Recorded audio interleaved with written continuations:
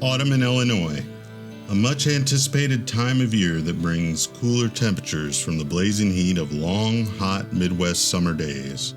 A season of crisp, cool breezes, falling leaves, and warm hearths.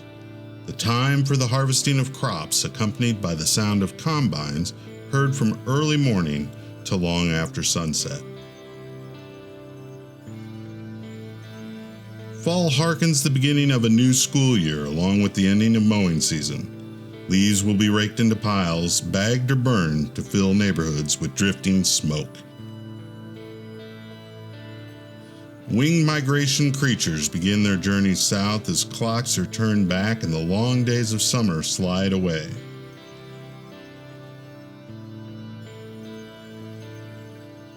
The majestic trees of oak and maple slowly reveal shades of gold, red, and brown before shedding their bounty, decorating the many woodland trails. Their twisted trunks and boughs exposed as the canopies tumble to the earth. The denizens of the forest revealed.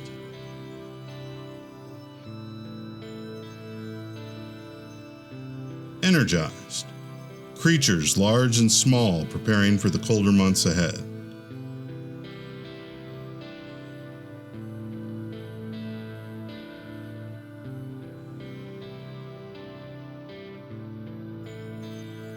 Days will soon grow shorter and skies will be filled with the warm glow of the autumn haze. Jackets and sweaters will be taken from closets while neighbors gather around backyard fires at night. Despite the dying of days, the finality of this year's season, the arrival of autumn marks a celebrated time for many, and possibly the most beloved holiday of them all.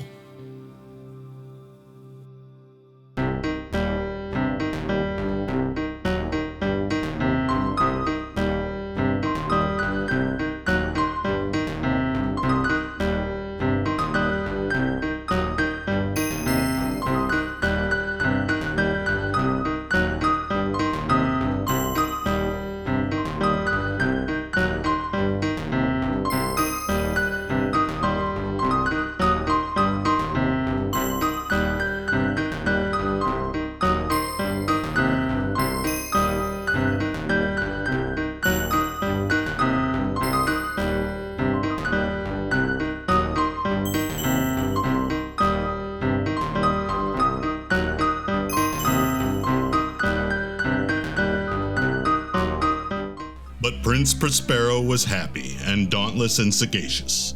When his dominions were half depopulated, he summoned to his presence 1,000 hale and light-hearted friends from among the knights and dames of his court, and with these retired to the deep seclusion of one of his crenellated abbeys. This was an extensive and magnificent structure, the creation of the prince's own eccentric, yet august taste.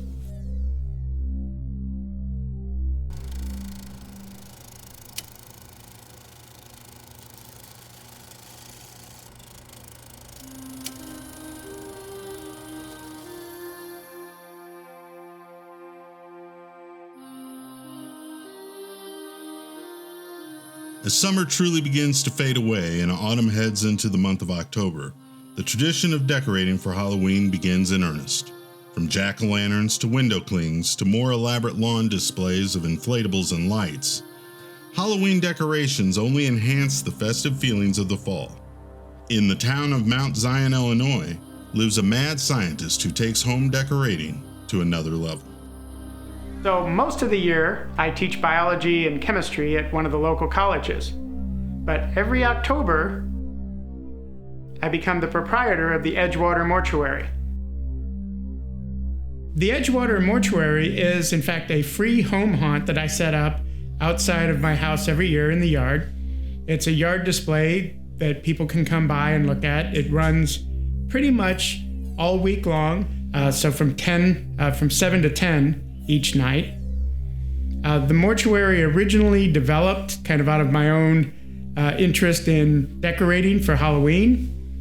Starting, well back about 2003, I began to set up things outside of my home regularly. Originally, I was building props and things, and then what I would do is after Halloween, I'd pretty much break them up and throw them away. Well, after a while, I realized it was kind of silly that I kept throwing stuff away every year. So about 2009, I finally decided, well, I'm going to build props and I'm going to reuse them. So I'm going to build things that are going to be a little more permanent. And I decided on the particular theme that I was going to use was going to be the Edgewater Mortuary. And as a result, I began building props, keeping them. Every year I would add to them to get a few more. And then eventually it's gotten to where it is now with animated props, pneumatic props, all kinds of things that I've learned how to build over the years. The tradition of decorating for Halloween lies in the ancient celebration of Samhain, where people would create frightful icons to ward off the spirits of the dead. Although modern Halloween is a more festive occasion, decorations still have roots in the symbolism that was used in folklore. I was kind of concerned about people when we moved into this neighborhood. In 2015, we moved from the Champaign, where I had originally been setting up the mortuary, to Mount Zion. And my first thought was, how will the neighbors accept this? The very first thing that happened when we moved from Champaign to Mount Zion was that I had to take and move the mortuary. It actually was stored in a separate place from the house. And so we got a U-Haul and loaded all that stuff up and brought it over. And I just wondered how people would think about that, as the first thing that moves into the new house is we've opened up the back of the van and we're unloading skeletons and coffins and all kinds of stuff. But as it turns out, the neighbors have been really excited about it. The first year, a lot of the kids would make big circles around the house, like they were afraid to get anywhere close to it, but slowly they would get closer and closer. And now they're some of my biggest fans. They know where all the statues are supposed to be. They know which tombstones are supposed to be where. They have their favorite characters. I know one of the characters I originally had built was a pop-up prop. And that pop-up prop just pops up behind a tombstone. And I originally had planned that to go behind any tombstone. But what happened was the kids started calling it Milton. And why did they start calling it Milton? And I realized it was standing behind a tombstone that year that had Milton written on the front. So now that particular pop-up is always behind the Milton tombstone.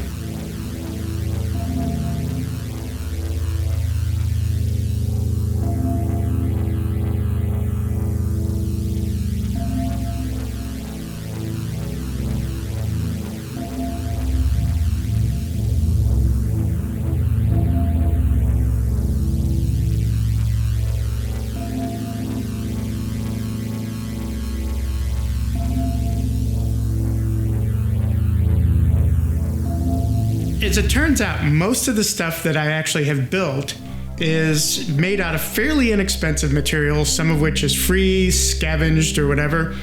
A lot of the stuff is built out of foam, which makes it lightweight as well as waterproof. Some of the animated props, you actually use wiper motors to drive their motion. Some of the pneumatic stuff that I've started on more recently, a lot of that stuff has to be purchased.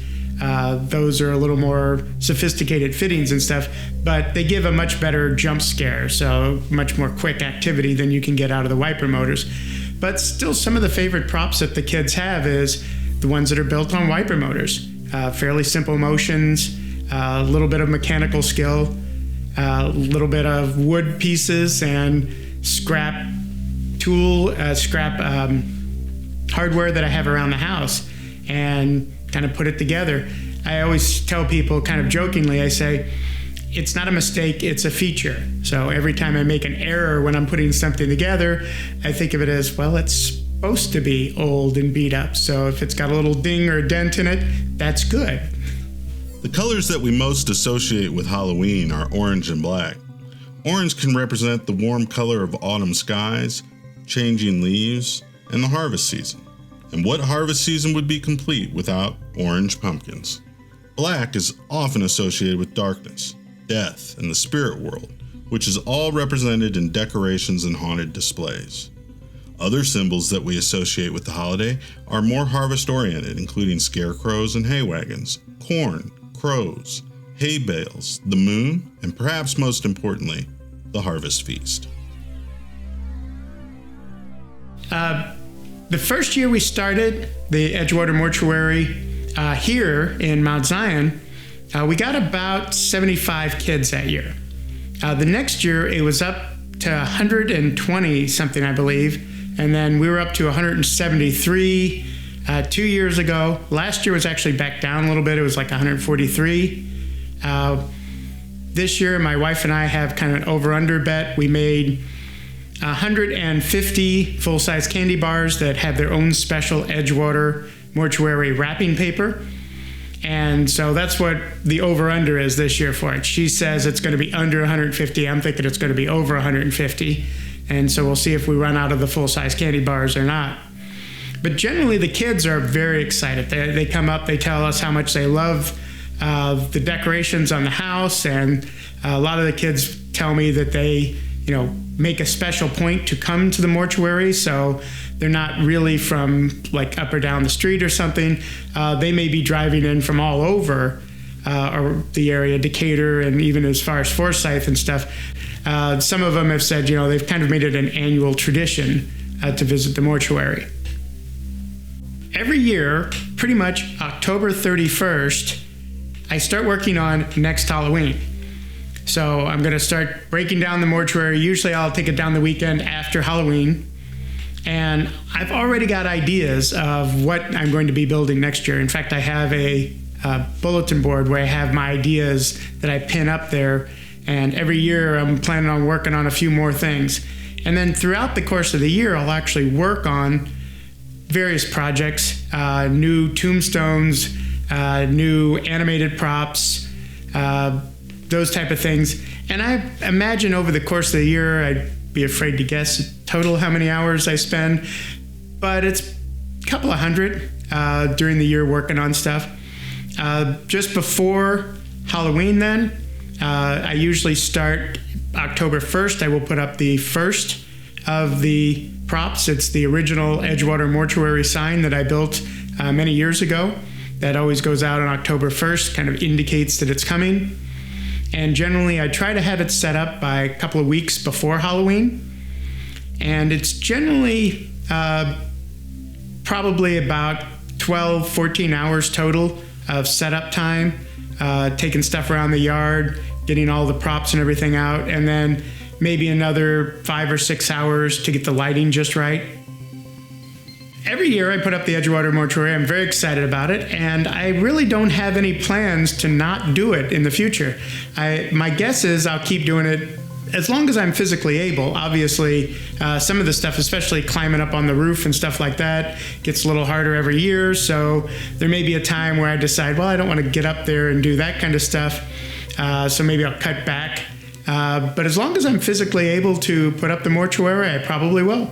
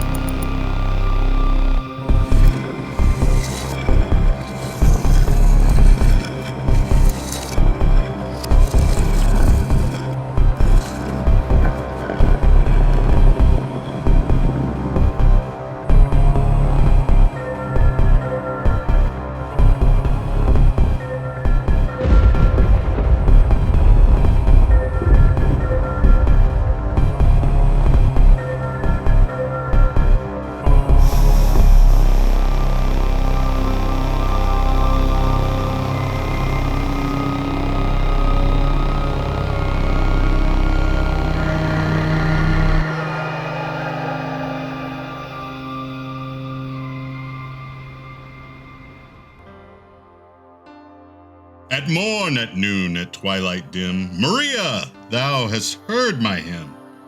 In joy and woe, in good and ill, Mother of God, be with me still. When the hours flew brightly by, and not a cloud obscured the sky, my soul, lest it should truant be, thy grace did guide to thine and thee. Now when storms of fate o'ercast darkly my present and my past, let my future radiant shine with sweet hopes of thee and thine.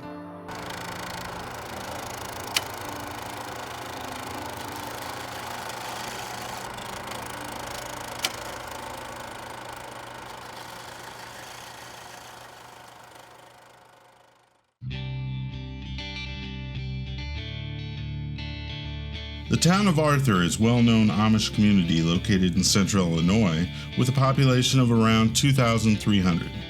According to the Arthur website, approximately 4,500 Amish residents live primarily in the countryside surrounding the village. Visitors are warned to be alert to the Amish buggies that frequent the roadways, as well as to be respectful of the Amish culture. Tourists travel to Arthur year-round to enjoy Amish crafts, purchase sturdy furniture, enjoy simple living from years gone by, and to feast on the incredible baked goods.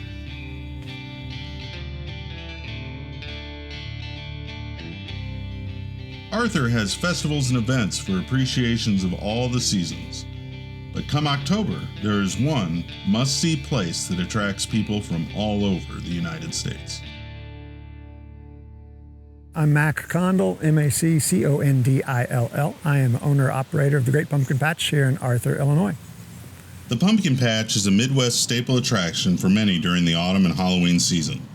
Patches range from backyards with pumpkins brought in for sale to larger locations where pumpkins are produced and can be cut from the vine. Yeah, the Great Pumpkin Patch, we're just south of Arthur, Illinois, 2.5 miles. We started 30 years ago. So when I was 12 years old is when we first started the Pumpkin Patch. So we've grown and grown and grown for 30 years. We play host to tens of thousands of people in the fall. And we hope to be kind of the one-stop shop for everything that's harvest-driven. We're very production-based here.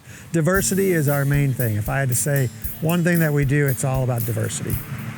One look on the University of Illinois Extension website will yield a search that will bring up a listing of 90 pumpkin farms throughout the state, with many more small, unlisted patches spread about. What makes the Great Pumpkin Patch so unique is that it is located on a 70-acre working farm. The patch is known for its world-class pumpkin displays that have attracted the attention of celebrities, sports teams, and even the White House. When I heard that Martha Stewart was starting a TV show, I kind of jumped on that thinking, well, this might be an interesting way to get a little bit more awareness. And this maybe sounds weird, but honest to goodness, one of my missions is to raise the awareness of an underutilized, underappreciated vegetable. So I think cucurbits are an underutilized, underappreciated vegetable. So I try to find stages, figuratively and I guess actually, for them to gain some credibility and gain more notoriety or gain more whatever, you fill in the blank. So to go on a national show, and I knew Martha Stewart loved the fall. It's her favorite time of year. And for us to already be in her magazine, it took, I forget if it was an email or phone call, but I pitched the idea to the executives and they really ate it up. They thought it was, wait, this young guy is gonna bring all these varieties to us in Manhattan and wants to be on the show? Like, this sounds pretty cool. Before pumpkins were used for making jack-o'-lanterns, the vegetable of choice was the turnip. Burning embers were placed inside carved turnips with the intent to ward off evil spirits and to welcome deceased loved ones many centuries ago during the Celtic celebration of Samhain. Early European settlers found the pumpkin to be much easier to carve and a much better choice for the jack-o'-lantern. Well, here at the Great Pumpkin Patch, we're known again for diversity. We grow 300 plus varieties of pumpkin, squash, and gourds. And of course, we've got the little mini gourds for decorations. We've got ornamental corn, straw bales, chrysanthemums. We grow all our chrysanthemums here in-house as well. 5,200 different pots that are handled right here. We're a working farm. We have 3 different plantings that we have. So we go outside of the farm to buy in a few things, but for the most part, we're producing everything here, and that's not a common thing anymore. A lot of places you can't go out into the pumpkin patch and pick your own pumpkin. You can totally do that here, and you can have access to 63 acres. So you can get your child with a wagon that we provide and go have a true pumpkin patch experience. Another great attraction for visitors to the Great Pumpkin Patch are the diverse variety of animals that can be found throughout the grounds. And one never knows what he will see from one year to the next. Yeah, my mother's a McDonald, so we like to consider ourselves the original old McDonald's farm, which we're not, but we kind of play at that. And so barnyard animals have the clucking chickens in the background. It puts people in a certain spot. And so we go out and we love diversity. We love plant diversity. We love animal diversity. We love cultural diversity. And then, of course, we love cucurbit diversity, pumpkin, squash, gourds, all of those things. But the animals are fun. We go around the countryside and we kind of collect these different critters from, a lot of them are Amish neighbors. And we say, hey, can we borrow 3 little pigs for a few weeks? And they say, well, what's the catch? And we say, well, nothing. We're going to feed them and we'll take good care of them and people will get to enjoy them and then we'll return them. And they say, oh, I have 3 less mouths to feed. That sounds good to me. So, whether it's sheep or goats or llamas, bunnies and chickens, that's another strange thing. There is a sale barn here in Arthur, and they have a sale every month where people bring the unbelievable poultry once a month to this auction.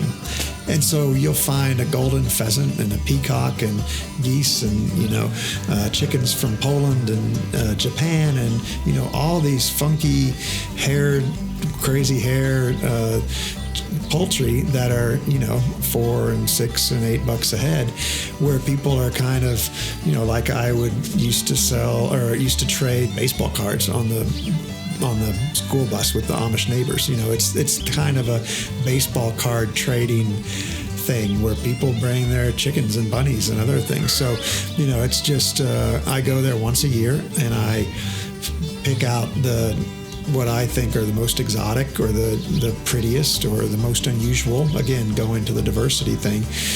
Then we bring them out here and give them a fun home and let people enjoy them.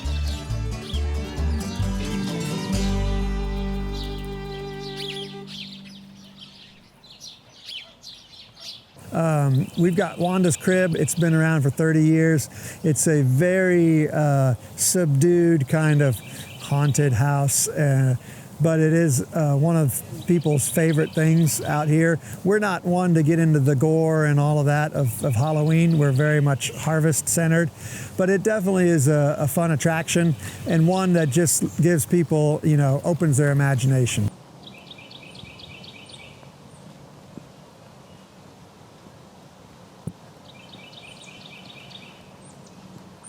The 2 Mile Sweet Shop, it was named the 2 Mile because it was 2 miles from the center of a section. This was a building that was getting ready to be demolished. But we at the Great Pumpkin Patch absolutely love to repurpose things. And so if we can take something that was about ready to die and give it a reissue a meaning or a purpose, then we absolutely do that.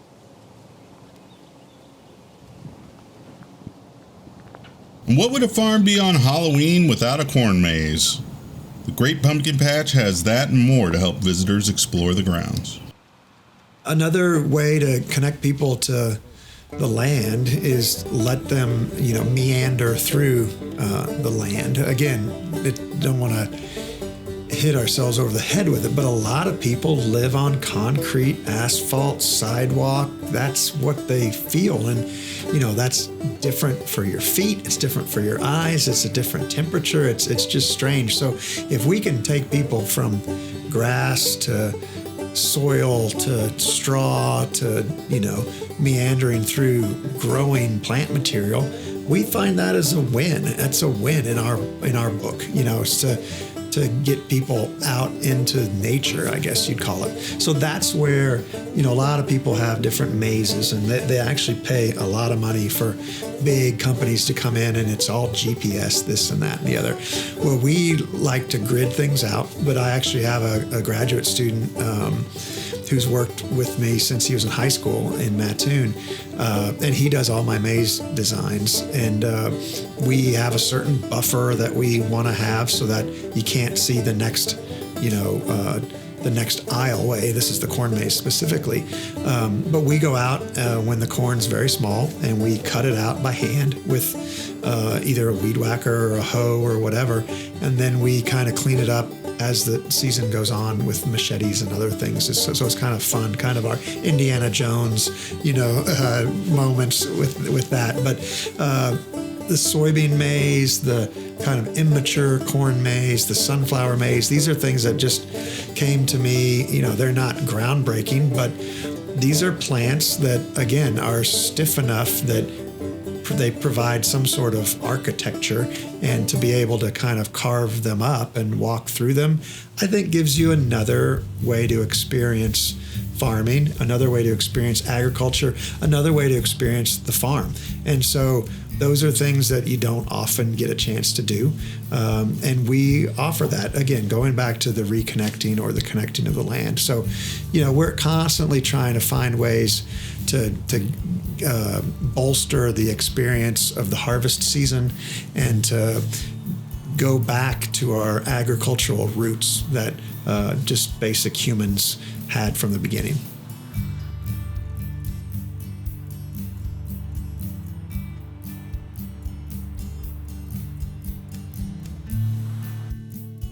The most enjoyable part of my job, I think, is seeing the smiles on multi-generation. We're not just a kid-friendly place. I think a lot of people put pumpkin patches and kids together, which is fine, but we're very educational based. We have a lot of adults, retired adult couples that come to just hang out, and to get their feet on a working farm is a really special opportunity, and one that is becoming less and less possible. So for us to open our 6th generation family farm, we've been here since 1859, and to get people out on the farm, experiencing grass and dust and dirt and all these things is a really great feeling for the whole family.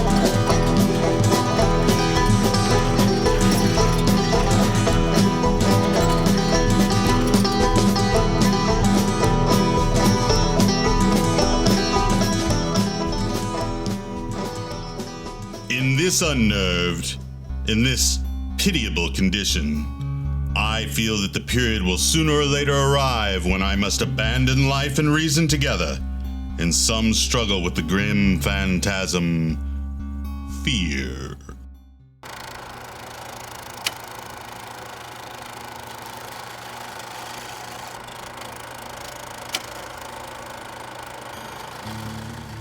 Alton, Illinois, population 28,000. This historic city lies 25 miles north of St. Louis, Missouri, along the Mississippi River in Madison County. Unlike the flat plains of central Illinois, Alton is situated in extremely steep terrain, and massive limestone bluffs stand along its northern edge. It has a rich Civil War history. Abraham Lincoln and Stephen Douglas held their last debate here in 1858. It was a major river trading town in the early expansion west, and it's considered to be one of the most haunted cities in America according to its website. And there is one person who has been studying the hauntings of Alton for more than 20 years.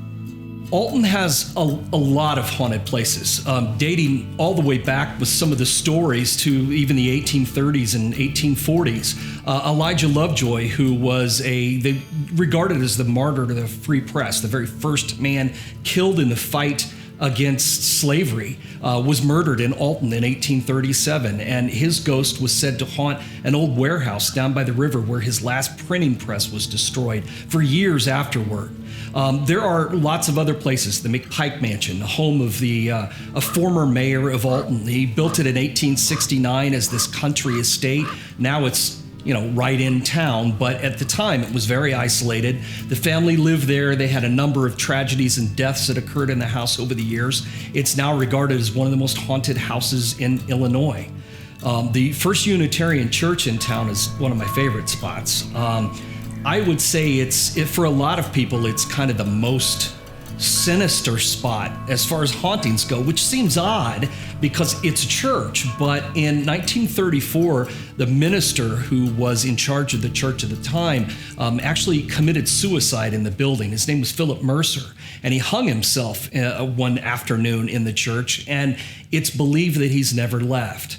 Now, I wouldn't say all of the things that happen there are negative, but a lot of people who come in are very frightened by that presence in the church. We have brought thousands of people into that building over the 20 years we've been doing tours. And if there's one place that you tell people we can't guarantee you're going to encounter a ghost on the tour, even though we tell them that, this is usually the place where it happens. And another really active spot is the old Mineral Springs Hotel. Built in 1914 as a place where rich or at least well-off people could come and stay, take in the healing waters that were supposed to have been found under the building. Since that time, it's gotten a reputation for being haunted. There are several suicides that have taken place in the building, a couple of deaths, and it's believed that it's their ghosts and perhaps many of the other guests who checked in and never checked out over the years still haunt that place as well. The beginnings of the city of Alton were a rich and prosperous time due to the trade and manufacturing along the river. This is reflected in the Victorian Queen Anne-style houses overlooking the Mississippi. Today, many of the streets along the lower banks are paved in bricks, and commercial brick buildings dominate the industrial areas of the city.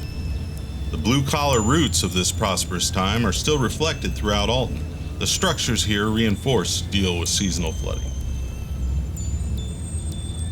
Historically, Mississippi flooding has always been an issue, and flood level markings can be seen on the large Ardent Mills silos that loom over the river skyline.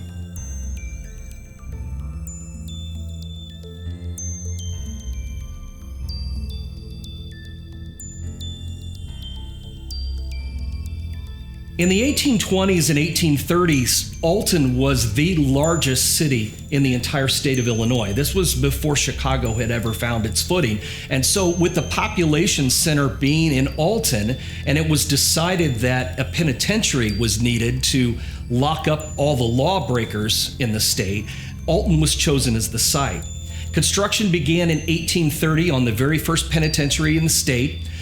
This was a place that was even unlike penitentiaries that we know today, of course, there was no heat, there was no medical care, there was little in the way of food or clothing for the prisoners. So it was a pretty dismal spot, often flooded by the Mississippi River in the spring. Men died there, sometimes one or two of the prisoners died every week. And when men were released, usually their health was so broken by the conditions at the prison, they didn't live long after they left that place. So this prison got a terrible reputation. In the early 1840s, Dorothea Dix, the social reformer, came there and said that she didn't feel that the Alton Penitentiary was fit for human habitation. It was that bad. And eventually, the state legislature closed it down in 1857 and transferred all the prisoners to a new site in Joliet, Illinois, where they were building a new penitentiary. And so this building was abandoned until the outbreak of the Civil War. In 1862, after overcrowding at the St. Louis prisons holding Confederate prisoners, they decided to reopen the penitentiary in Alton, and prisoners were transferred there. Conditions during the Civil War weren't much better than they were when the place was open originally, but now it was extremely overcrowded. With no room for prisoners in St. Louis or now in Alton, they were packing as many as 10 men in cells designed for 2. So the conditions were absolutely terrible.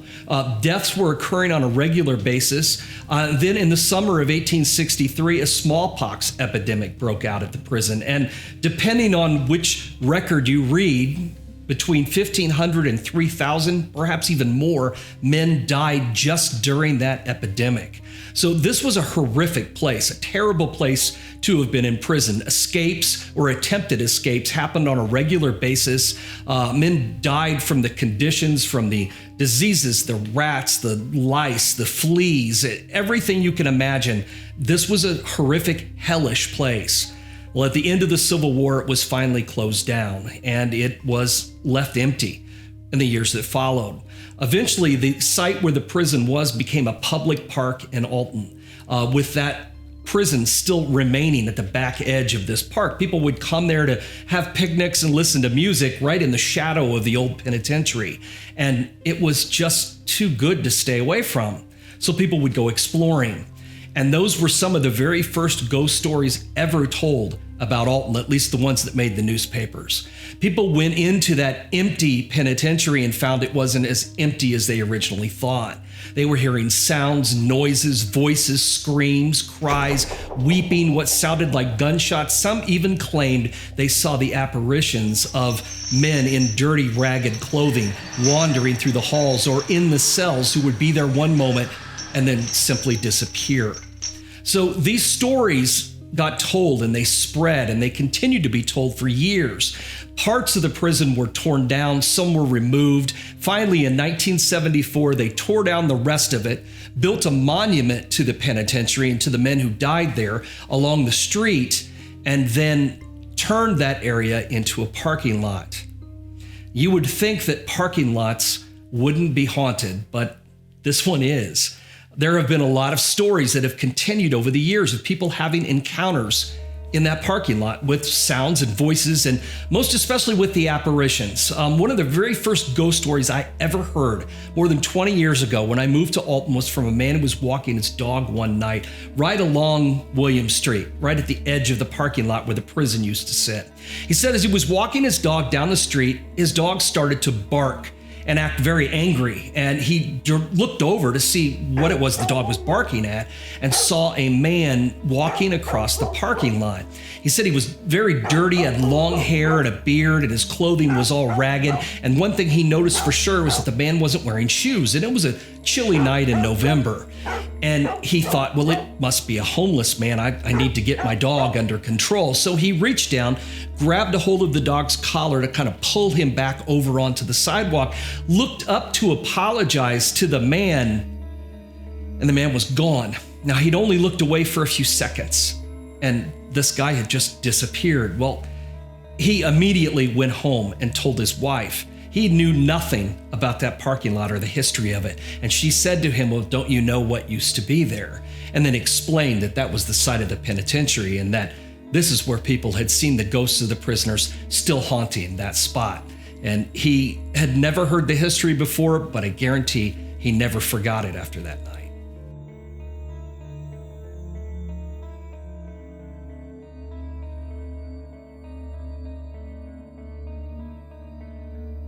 Cemeteries can be both peaceful and beautiful, and many are, but they are also the most obvious sources for ghost sightings and paranormal activity.